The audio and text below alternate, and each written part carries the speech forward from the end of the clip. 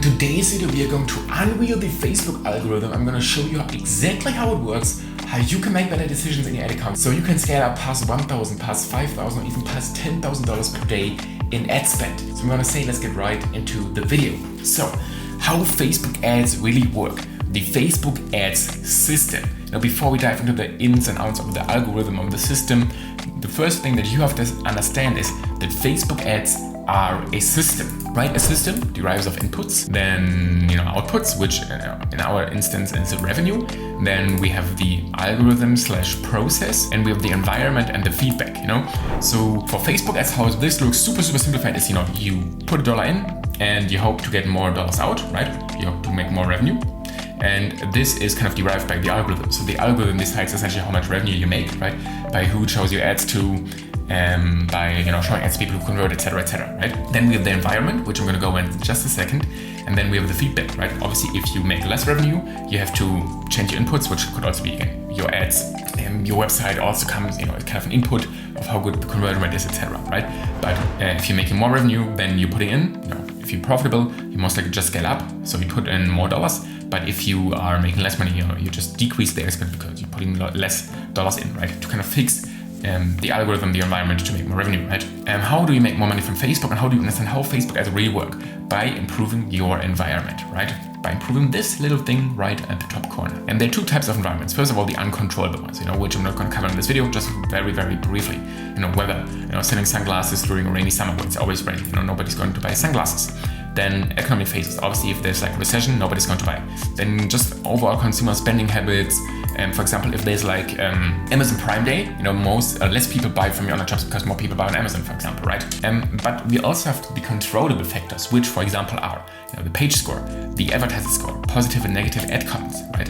Landing page quality, ad account complexity, creatives, and more, right? Those types of environmental changes, let's say, impact the algorithm and therefore impact your revenue, right? The more chaotic the controllable factors, the poorer the system's output.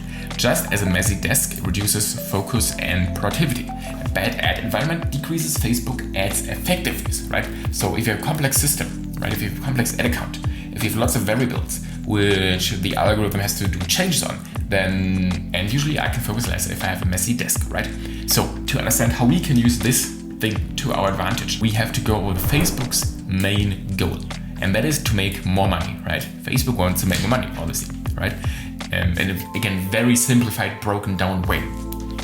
And they do this by two things. First of all, by keeping users engaged, which leads to more and to longer and more frequent platform usage, which results in increased ad space and revenue, right? Because the longer a person stays, the more ad real estate there is out there. And then B, by helping businesses reach their goals, right? Which leads to increased ad spend, which then generates more revenue for Facebook. So Facebook wants the user to stay long on the platform, and they also want to give you the best results possible so that you can spend more, right? Then number 3, the algorithm.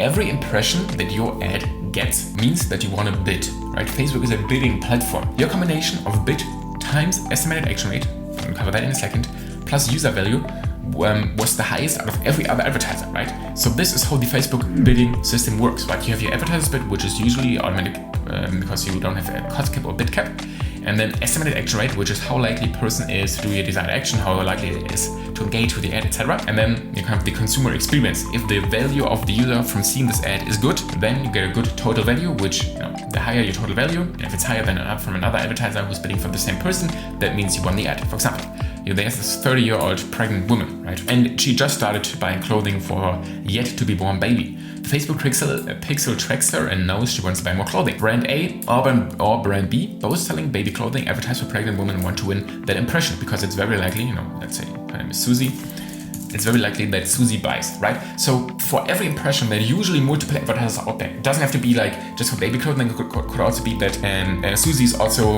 up for buying new shoes, and then you kind of compete with the shoe brand, right? But for simplified reasons, usually there's more than one advertiser out there who wants to bid an impression, especially if it's worth a lot, right? For example, Susie, Facebook pixel tracks her. Facebook knows she's interested in buying more baby clothing because she just started buying her first piece, right? Could be. And how do we win that ad, right?